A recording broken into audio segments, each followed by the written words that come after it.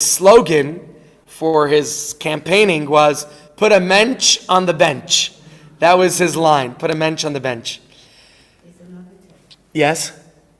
Not benching the brachas, but benching as a way of getting rid of the result of it. In other words, when you go to Germany, If you bench press, you get rid of the extra. That's a good point. Okay, so for those who just joined us on our, let me just try to highlight this so that it is proper. Just a second. How do I do this? I don't know how to do it. We'll have to just figure it out as we go. All right, so for those who just joined us online on the various platforms, what we were talking about was, we said other cultures have presents, have gifts. And there's nothing wrong with gifts on Hanukkah, but we specifically give our children Hanukkah gelt. In fact, I remember as a kid that one of the highlights of our Hanukkah was going to a special rally that the Rebbe would hold for children in 770 in Lubavitch World Headquarters. And this rally was called Hanukkah Live. We would be hooked up with cities around the world, including Johannesburg, and Melbourne, Australia, and Moscow, Russia, and Jerusalem, Israel, and London, UK, and dozens of countries around the world would tune into this Hanukkah Live event. But for those of us who were privileged to be there in person with the Rebbe, through our principal and then to our teachers, they would give each of us Hanukkah gelt from the Rebbe. I don't remember how much, but I do remember the Rebbe would give out dimes. Every Sunday, the Rebbe would give out dollar bills to everybody who passed by him for a number of years, and from the 1980s to 1992, and a few times in 93 and 94. But we were privileged to get these dimes from the Rebbe on Hanukkah. And the Rebbe would say that one or two of the dimes were for you to use to buy your own treat and gift, and the other one or two was to give as tzedakah, as charity. Of course, we kept them. We put these dimes, I remember we would take Scotch tape, and we would, I don't remember if it was like 4 dimes or 5 dimes, whatever it was, we would take all the dimes and roll them into a piece of Scotch tape, and we put a little note in there, a piece of paper, in which we wrote that this was dimes given to us by the Rebbe and the year of Hanukkah to which it was given to us, and we would put those dimes away. And in fact, if I go back to my parents' home, I could find those dimes. They're still there. My parents put them away for us. They kept it in the safe deposit box, and it's still there. And one day I intend to give it to my children. I was actually telling my kids on Friday night that the dollar bills I received from the Rebbe, that I actually have dollar bills, some of them have their names. Why? Because my mother's name was Tzipora, and she's unfortunately no longer with us. So my eldest daughter, my eldest is a son. He could get a dollar bill that was given to my father-in-law of blessed memory, because his name was Gedalia Yerachmiel Schaefer. So we'll say my father-in-law's name on it, and my son could get those dollar bills that will have his name on it. My eldest daughter, Tzipora, she would get my mother's name. For my next son, his name is David Yudaleib. I don't know if he could get, I could give him my brother. His name is David. Please God, he should have many more years. So he could get dollars that have those on it. And then you have the next one. My next daughter, Sarah. My grandmother's name was Sarah Kievman. She could get a dollar bill. I named her after my grandmother. She could get a dollar bill that has my grandmother's name and her name on it. So you see how we could continue that. To the next kid, Mendel. I guess my brother, whose name is Menachem David, maybe, if he has 2 extra dollars to give. But you see what I'm saying? We could even continue with most of our kids to give them dollar bills that actually have their names that we receive from the Rebbe. But here are these dimes that we would get from the Rebbe, and the Rebbe would give us Hanukkah gelt. So this, what I'm telling you, is just something that I understood. And I have this article here, and maybe I could read it to you in a moment. This article about Hanukkah gelt, you can see the picture here of the Rebbe giving Hanukkah gelt to those who are watching on Zoom. I will try to read excerpts of this. I'll put it in front of the computer so I could read it to you, just parts of it, and get some ideas behind the Hanukkah gelt. But first, what comes to mind is that the story, when our ancestors were in the land of Israel, and they were being persecuted by the Syrian Greeks. So what happened? The Syrian Greeks forbade them from studying Torah. Now maybe just certain parts of Torah, because they probably didn't mind the parts that make sense. If you paid attention to the V'alanissim prayer this morning or last night, you'll notice that it doesn't say that they forbade us to study Torah. It says, Lashkicham Torah secha, your Torah. They didn't believe in this divine element, in this in God giving us the Torah. They liked the philosophy of Torah. But why are you believing in a God providing it? Mother Nature. And there's lots of wonderful philosophies and ideas that emerge from Judaism, no doubt. But why do you have to pin it on a God? And the mitzvahs too, what do we say? You have nice traditions. The Assyrian Greeks respected that. It's nice to have traditions.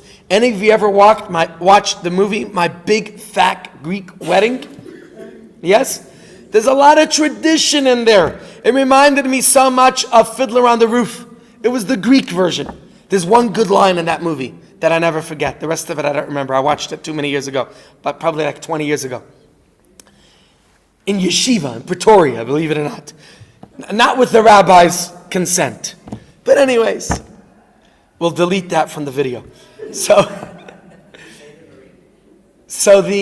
There's one line there, it goes, she's explaining to her daughter, I think, about how marriages work. She says, you know, your husband, he will be the head of the house. But you, my dear, you are the neck. You decide which way he turns. So we have to realize that the Assyrian Greeks, while they respected and appreciated the teachings of Judaism, what they didn't like was the part where it got too spiritual, where it was divine. There's three categories of laws. There is mishpatim, which makes sense, laws that everybody accepts and agrees upon, such as don't murder, don't commit adultery, don't steal. Right? That's part of basic laws that make sense. But then there are laws such as Edus, even that can make sense. Shabbos, who would say for 24 hours a week you shouldn't use your phone, you shouldn't use technology and switch lights and cook food and do all the things that the Torah prohibits us from doing on Shabbos? Yet, there's a part of Shabbos that everyone could appreciate, that we shouldn't get burned out, right? People get burned out if they work 24/7. It's just too much. You could get burned out. And if you suffer from burnout, not a good idea. Then, Pesach, who would say that for 8 days a year you should eat cardboard and you can't have all these other things and you have to clean your house out? But then again, spring cleaning is a good idea. And then again, matzah to commemorate a story that happened to your people, we can understand, we could accept it. So that's edus, testimonial. Laws that are a testimony to an event that happened in the past. But chukim, not to mix wool and linen, or to observe kosher. What's the difference between your kosher food and my non-kosher food? There's a story, wonderful story I once heard from a yeshiva bacher. Great story that illustrates that. He says he was studying the laws. When you study for smicha, you learn a lot about kashrut. And one of the laws is basar shenis'ala min ha'ayin, meat that was out of its packaging, and nobody was looking over. There was no mashkiach or yourself supervising and seeing exactly where this, that this meat was properly, that it's kosher meat. And he says he's on a plane, and when his food was delivered, he took off the packaging, and then he realized it's hamotzi. So he went to the back of the plane, excused himself from the person sitting next to him, went to the back of the plane to wash for bread, which is probably the big tircha why a lot of from people don't eat bread during the week, because God forbid we have to wash our hands before we eat the bread, so we won't eat it. Or it's just the calories, or you don't want to bench afterwards, whatever it is. So he goes to the back of the plane, he washes his hands, comes back, and he remembers the law. The halacha is, basar shenis alim and ayam, if the meat was not supervised.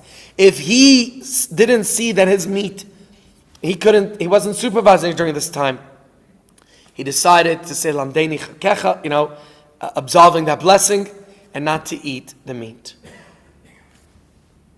Didn't eat the meat. There's a guy sitting next to him, staring at him. The guy says, I need to ask you a question.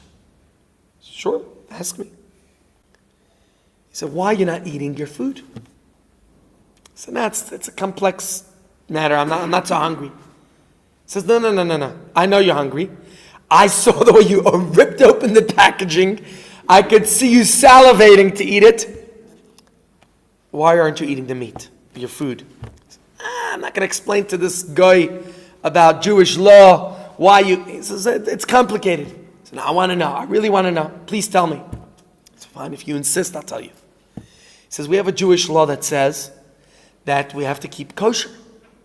And if your kosher food, particularly referring to meat, was unsupervised, then the law says you mustn't eat it. It's not kosher. He says, wow, your laws are very, very special. He says, why? Why do you say so? He says, look, I always wondered, I see Jewish people get their food on the plane, and it always comes with extra packaging and stuff. And I thought to myself, what's different about these Jewish people that they always get these extra packaged foods? So I said to myself, I want to try it out. I want to see it. I received my turkey sandwich. I looked at yours. It says and it's a turkey sandwich too. I figured, let me see what's the difference between the kosher turkey and the non-kosher turkey. So when you stepped out, I don't know where you went, to the lavatory, I decided to just do a switcheroo. To tell you the truth, it tastes good, but it doesn't taste any different than mine. I was just curious. Obviously, you're going to come and wonder what's going on, so I stuck my turkey into yours. This man said, thank God. And this person who was looking, he was just amazed. And, of course, this is a profound lesson about the laws of kashrut. How we don't always know or see or understand the purpose, the reason. We don't know the reason why you can't mix wool and linen. Somebody sent me a scientific reason recently. It sounded good, it made sense. I don't remember what the reason was. There are reasons that exist. So back to our Hanukkah gelt. The Assyrian Greeks forbade the Jews from studying Torah. And so they weren't able to study Torah. But we Jews know that Torah is key to our survival. Without Torah, we cannot live. Remember Rabbi Yochanan ben Zakkai, when he escaped from Jerusalem in a coffin. Remember that story? He escaped from Jerusalem. And he makes his way out to meet with, who was it? Alexander the Great. With who? I hear somebody in the background saying something. I'm forgetting the name. Great.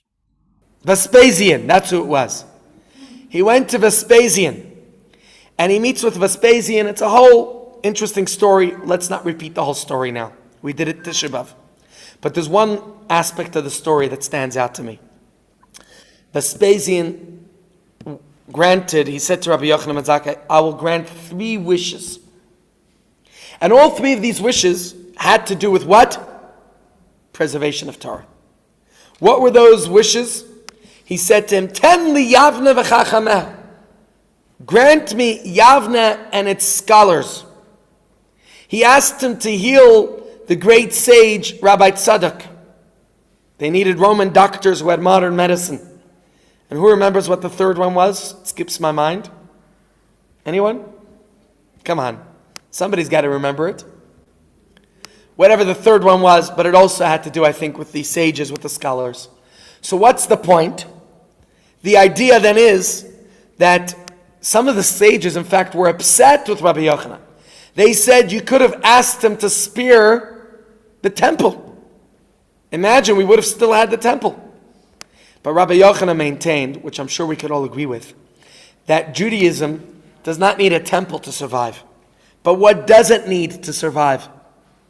Torah. In fact, Chassidus gives us an interesting interpretation of the story. I think I told it to some of you last week, about when the brothers put Joseph in the pit. The Torah describes that pit as Habor Reik Ein Bamayim. The pit was empty, there was no water in it. So the sages right away ask, Rashi in fact informs us, why does it need to say the pit was empty, there was no water? Of course, if it's empty, there was no water in it. Rashi says, Mayim Ein Ba, there was no water in it. But you know what was in it? Snakes and scorpions. So our sages are telling us, and Chassidus elucidates, that perhaps symbolically, figuratively speaking, the pit is referring to our minds. Our minds are like a cistern.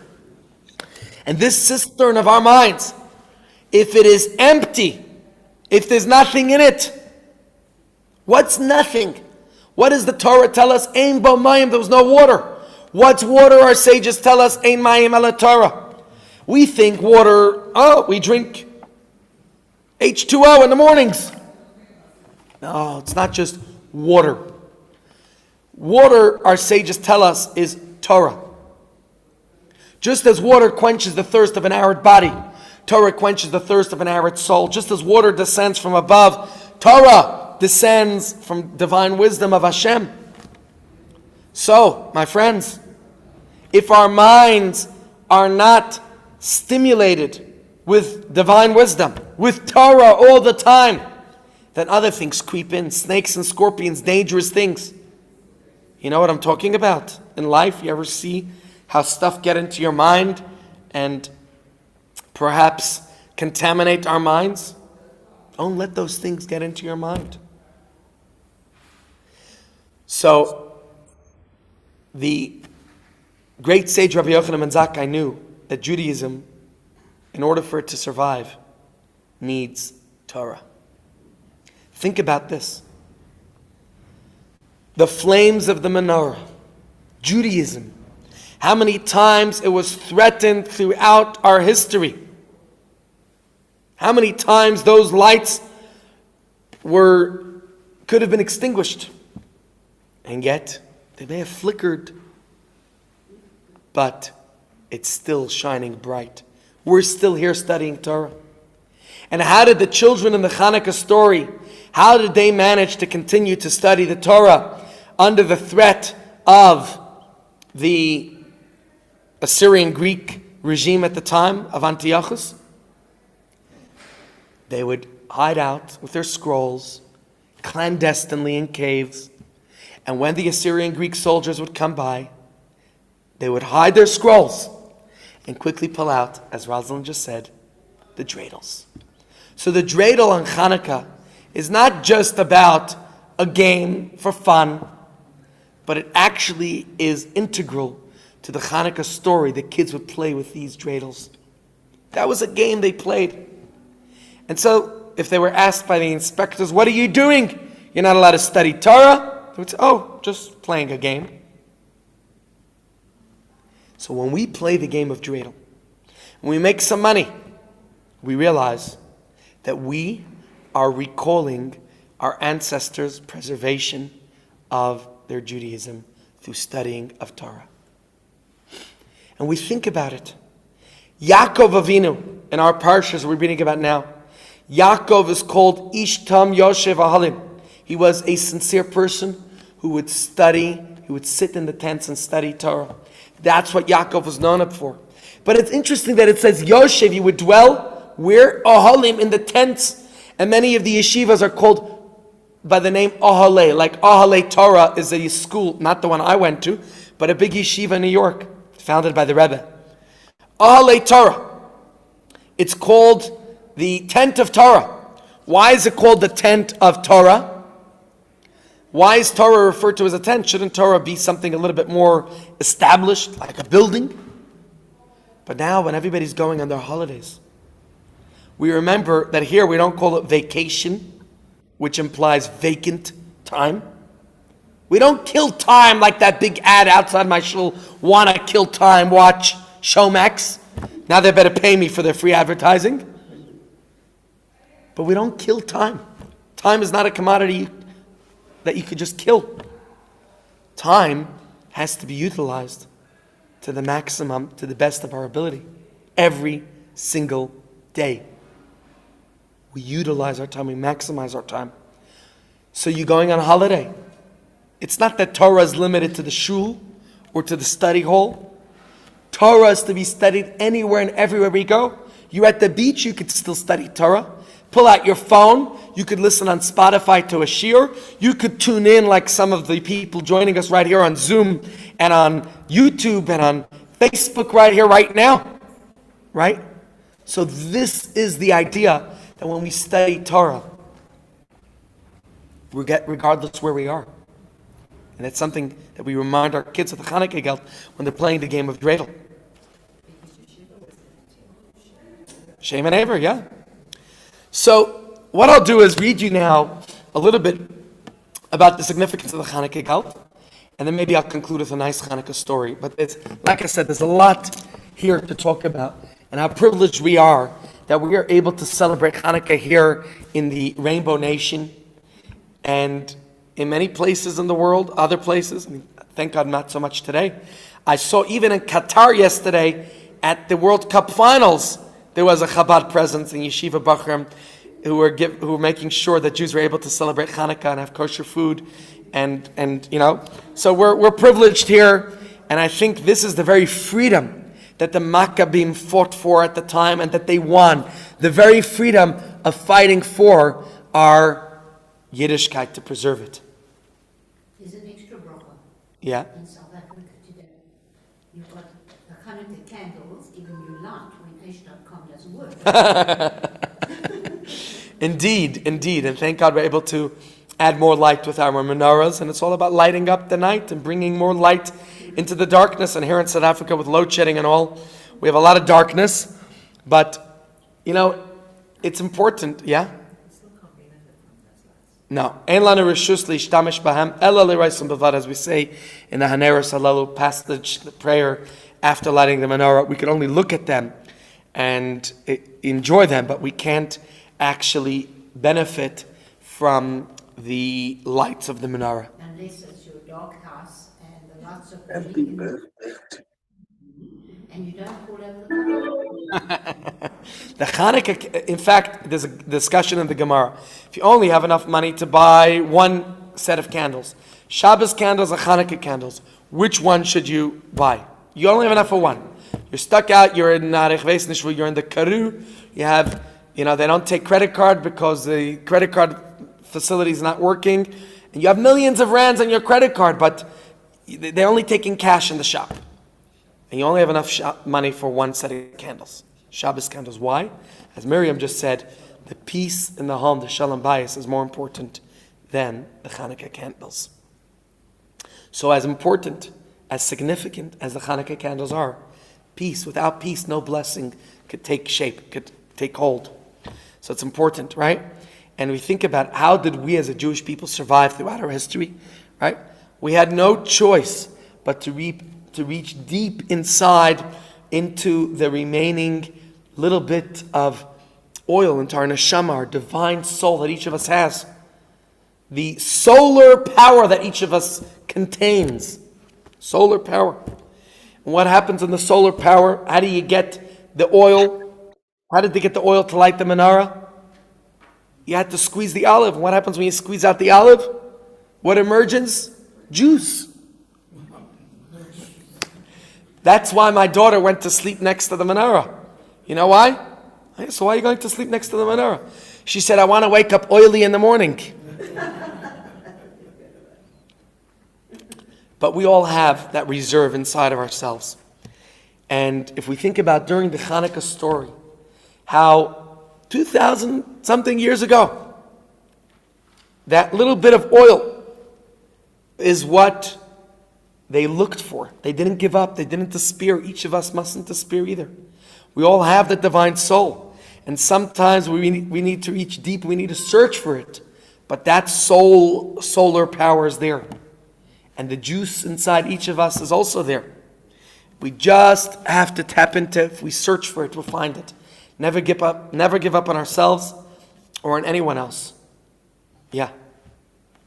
On Shabbos morning, I was sitting having my early morning coffee, Baruch Hashem, we've gotten in, and I was thinking, and this is my own idea, I Yeah. can't give it to anybody else. Coffee, black, cold coffee, is not pleasant, it's bitter. Mm. That's life. Yeah. Okay. Add to your coffee hot water, Mm. energy, Yes. light from Hashem. And then add a few drops of milk. Milk is the feminine. Milk only comes from the female.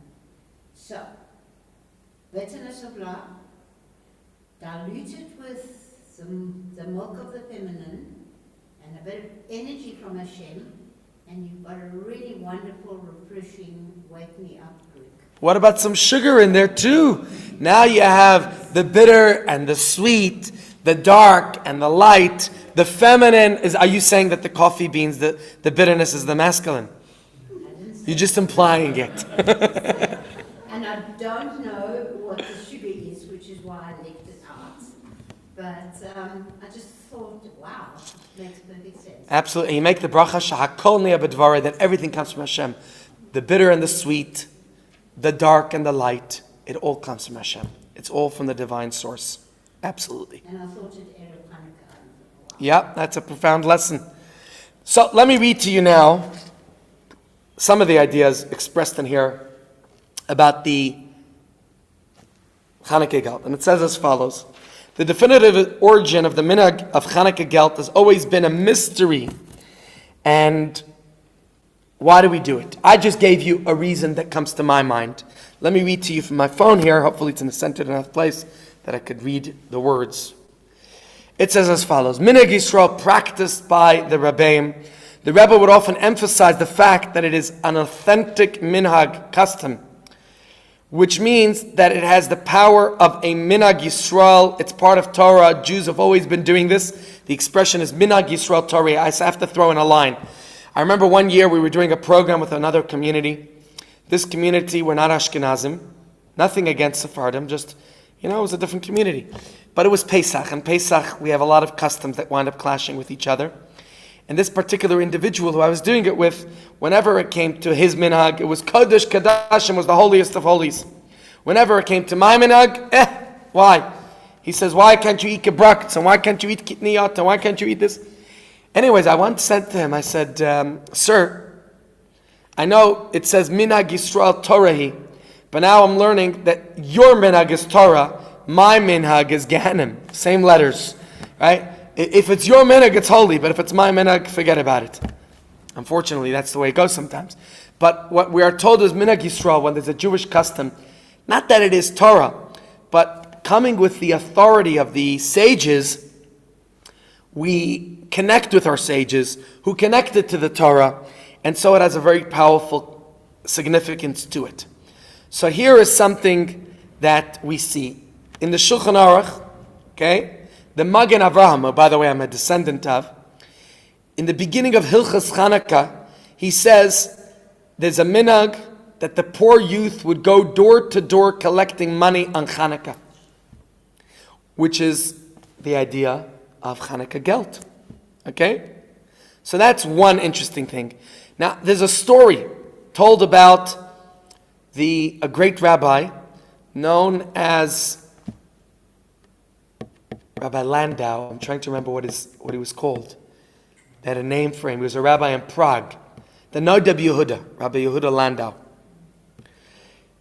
It's a Pesach story, but it also happened on Chanukah. See, on Chanukah, he was going to the shul, and on the way to the shul, he heard terrible cries of a young boy crying.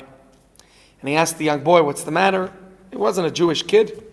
And the kid explained that he sells bread. His uncle owns a bakery. His uncle's a very mean man, but because he was orphaned, that was very common in those days, people being orphaned at a young age, his uncle hired him to sell the breads and to take care of him, and he had to come in with a certain profit every day. And unfortunately, there was a hole in his bag, and he lost all the money of all the bread he sold, and he knew his uncle would yell, scream, shout, and who knows what worse things he would do to him if he didn't come home with the profit earning of that day. And he didn't know what to do, and he was crying in the market. So the rabbi said, come with me. And he brought him to the shul where he was going to give a shiur. The rabbi asked him how much money was missing, and he told the rabbi the amount, 48 coins. The rabbi counted out those coins and gave it to him. This wasn't a Jewish child. Could be. The rabbi gave him the money, and this kid was very grateful to the Rav. But several months or years later, it was Pesach, end of Pesach. And this boy, yes, there is a song. My bakery, a Yiddish song. How does it go? Okay, I would love for you to put me in touch with a Yiddish song.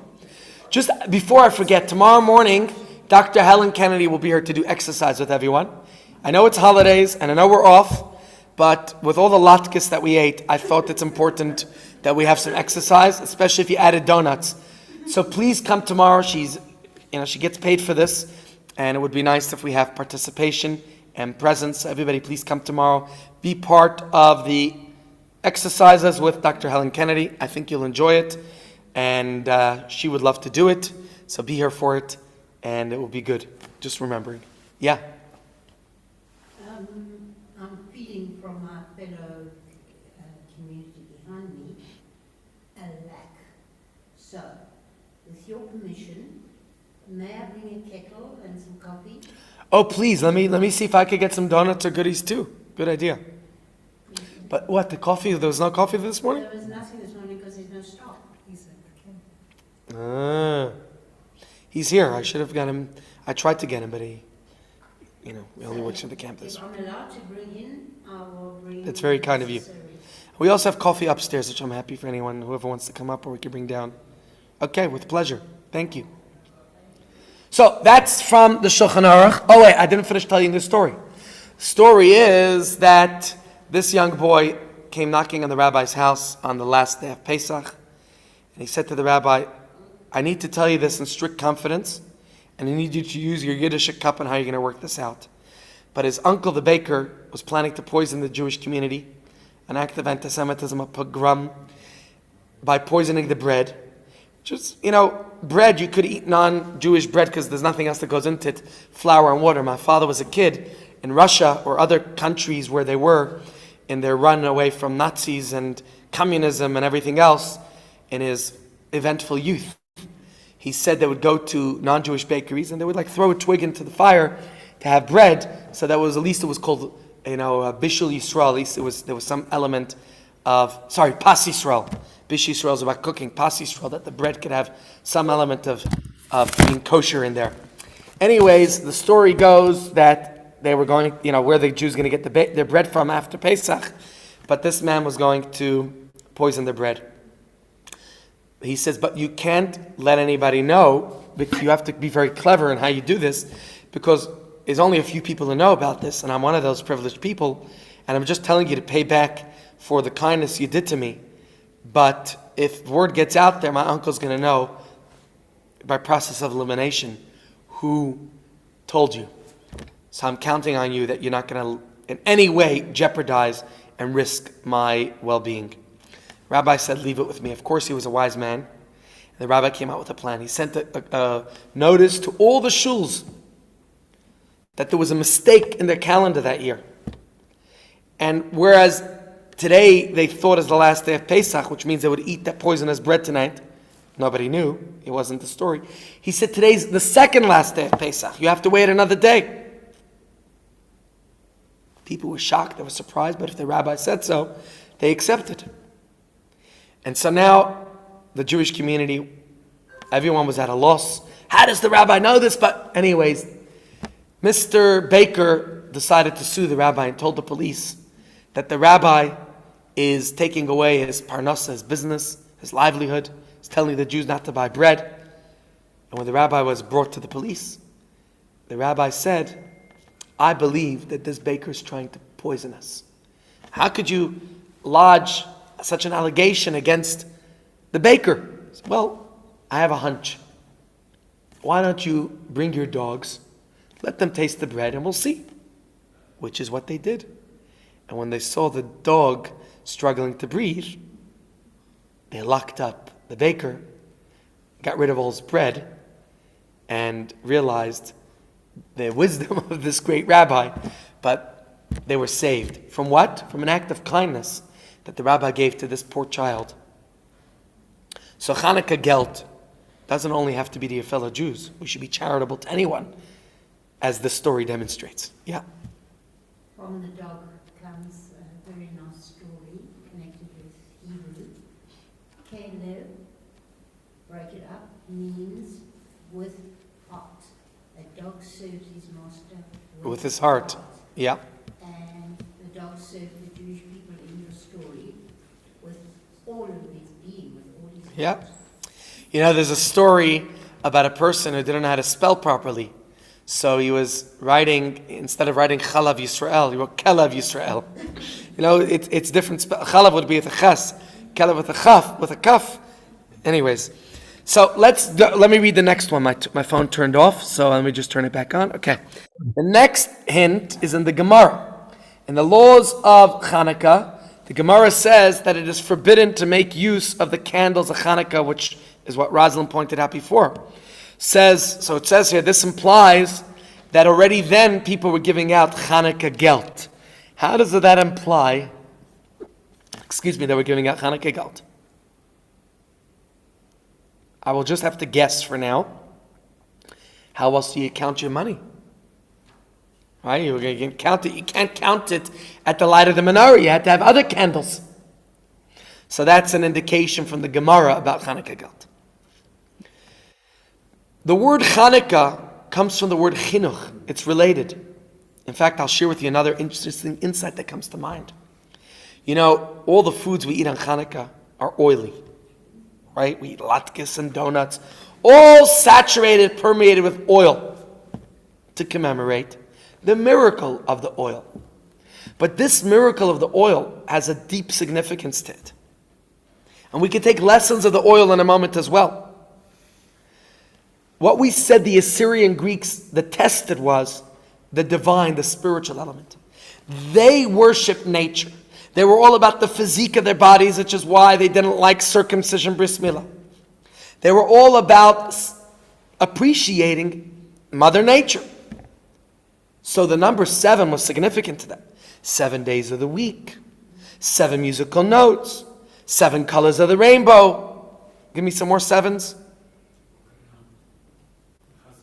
That's a Jewish custom. What else is 7 that's within nature? But the number 8 is a supernatural number.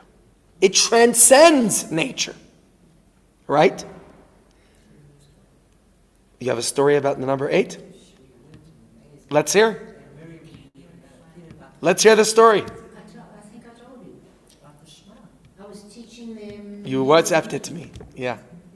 And I said, okay, take the first paragraph of the Shema and find all the others. And there were 8. And then we looked for the dates. And there were 8. But this was this was Hashgacha Pratis. You didn't know this before? No. It's incredible. Right? The number Shmona, 8, is about transcending nature. In fact, when we say Echad, 7 heavens and 1 earth, right, we elongate the Ches. So, that's in the Shema. 8, a bris, is about showing that Judaism, the bris is on the 8th day, that Judaism is not something that is just bound by the natural order, but that we supersede, we transcend it. Take the word Shmona, and within it you have the word Shemen, oil.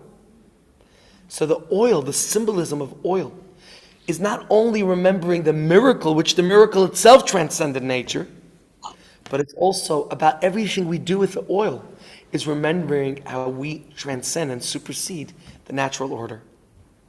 Yes? There's another one that's just come to mind. Yeah? You said, correct, everybody says, Torah is water. What rises above water? In other words, Oil. water. Yeah? So let's think about the lessons of oil. Oil has a few profound lessons. First of all, if you get oil in your clothing, we know that it permeates and it creates a mess. I don't even know if the dry cleaners could get it out. I've had it a few times. It's not leka. But the significance of oil, about that one cruse of oil, the shemen, the superseding nature, the neshama. Neshama also has shemen and shmona in it, doesn't it? Right? Just realize that.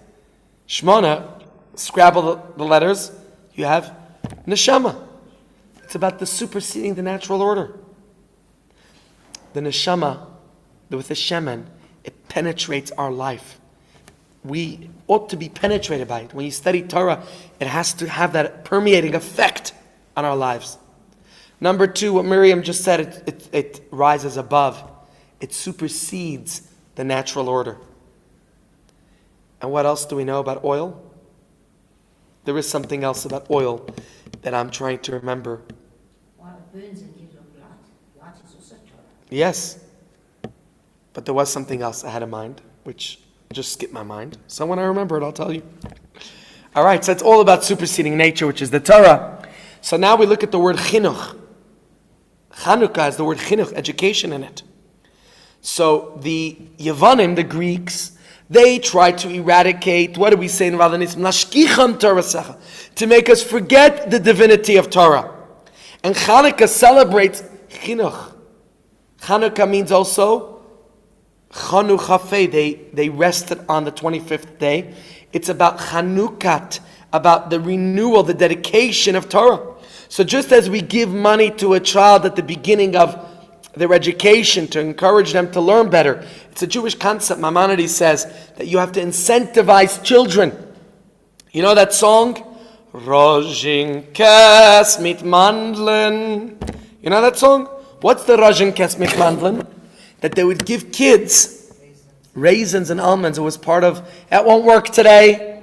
Today you got to upgrade it to other types of sweets. I thought I was going to reach out to see the sweets we threw down, but I guess I finished them when my kids got into my pocket. We threw sweets down from the menorah last night to get the kids to get excited. Maybe tonight we'll do a chocolate gelt drop. But we give Hanukkah gelt to kids to encourage them, to incentivize them, to excite them about the learning. Some more lessons that it says here is we light the candles on the left side of the door, right? No, left. Why? Because the Persik says, Bismillah Oisha v'chavod. On its left side are riches and honor. Okay, we go left to right. No, right to left. No, left to right. Always left to right. We light from left to right. Thank you. We place from right to left, we go left to right. So we know the word Bismillah Oisha v'chavod, which says on the left side are riches and honor. The riches and honor, which refers to money, our sages tell us, is a reference to Chanukah gelt. Okay, what? Yeah? So you're saying... I'm just reading to you what it says here, yes? Okay, your phone is saying, which one supersedes which one, the mezuzah on the opposite side or the Chanukiah? Well, the Chanukiah is going to is on the opposite side. You're adding that extra element of light. Reminds me of why another aspect of Chanukah is that we publicize. It's Persumei Nisa. You don't find that on Pesach we stick our matzahs out the window. Come, everybody, see, we eating matzah. No, you go into your house or into our hotel and you enjoy a Chanukah, a Pesach Seder together, right? You don't eat your hamantashen in public, but the menorah we light in public. The menorah is about publicizing the miracle. It's about bringing more light to the outside. Absolutely. So here's another point it says over here. In defiance of the Yavanim, the Greeks, the Assyrian Greeks in the Hanukkah story, that in describing the persecution of the leading up to Hanukkah, the Ram says, Ufashta yadam b'mamonam. They reached their hands into the Jewish people's money. They tried to steal from us. Okay, on Hanukkah we demonstrate that the Yavanim, these Assyrian Greeks, did not succeed in contaminating our money. To the contrary, we are utilizing our money to fulfill a minhag Yisrael, the custom of giving out Hanukkah geld, which will hopefully create a excitement, an enthusiasm, a passion, a joy in children to celebrate their Judaism, which the Greeks tried to extinguish. The Here's another one. The significance of luxury, it says here. Just as we give Chanukah gelt on Chanukah, we likewise give matanas le'evyonim, mishlach manas on Purim. But there's a key difference between the gifts of Purim and Chanukah. The matanas le'evyonim on Purim is for the needs of the poor. The mishlach manas is something that could be consumed and used. Right? You give people food. In fact, on Purim, it has to be ready to eat food. You can't give a person raw chicken. You can't even give them a raw steak or dough. You have to give them a ready-made dish, a ready-made hamantash. But on Chanukah, we're saying that you're giving somebody money. And particularly, who do we give it to? The children.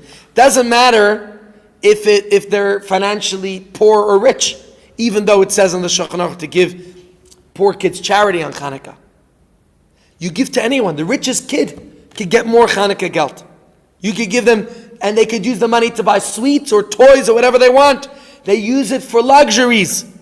Now, luxuries and riches are something that is essentially higher than the very necessities of life in this world. The Gemara says the greatest luxury is gold. Gold was created for what reason? Why did God create gold? Exactly, for the Beis HaMikdash. And that's the reason we give Chanukah gelt, in order to have more luxury on Chanukah. It signifies a light that is beyond the world, higher than the natural order. And this is expressed even in the physical world through the Chanukah gelt. Now, this week's parsha is Parshas Miketz, right? Which we read on Chanukah every year. And there are several mentions of money in this week's parsha. The money that was paid for the food, remember? And the double money that was returned to Yosef's brothers.